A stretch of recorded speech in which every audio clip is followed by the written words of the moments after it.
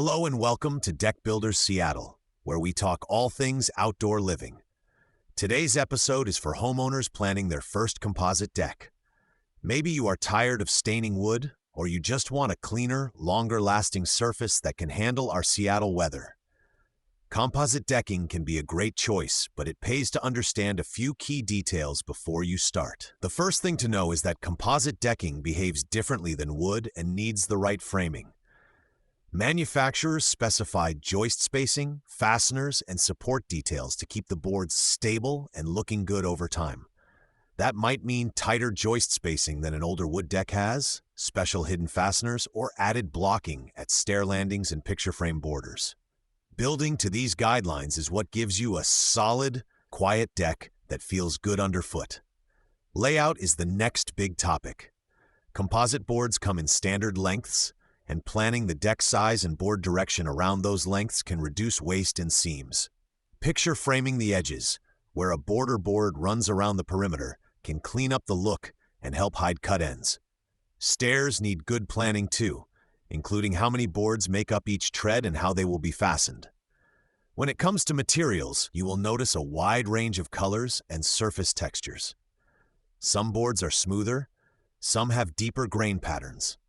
Many homeowners choose products from brands like Trex because they are designed to handle moisture and frequent use while staying relatively low maintenance. It is worth considering how hot darker colors may feel in direct sun, how much shade your deck gets, and how the color will look next to your home's siding and trim. Maintenance with composite is different from wood. You will not be staining or sealing every couple of years, but you will still want to clean the surface regularly to remove dirt, pollen, and debris. Gentle washing is usually enough. It is also a good idea to keep nearby plants trimmed back so leaves and organic matter do not sit on the deck for long stretches, especially in shaded or damp areas. Railings and lighting are part of the plan as well. Many composite decks use low-maintenance railing systems that match or complement the boards.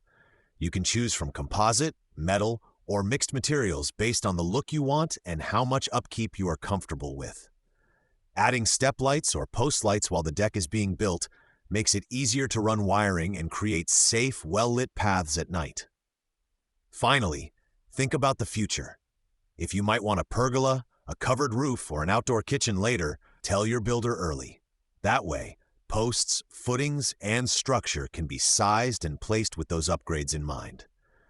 You might also plan for conduit for power or gas lines so you are not cutting into finished work down the road.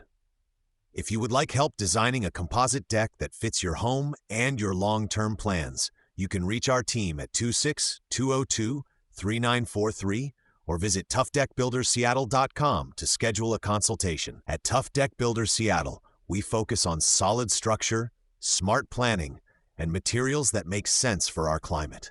Thanks for joining us on Deck Builders Seattle, and we will see you in the next episode.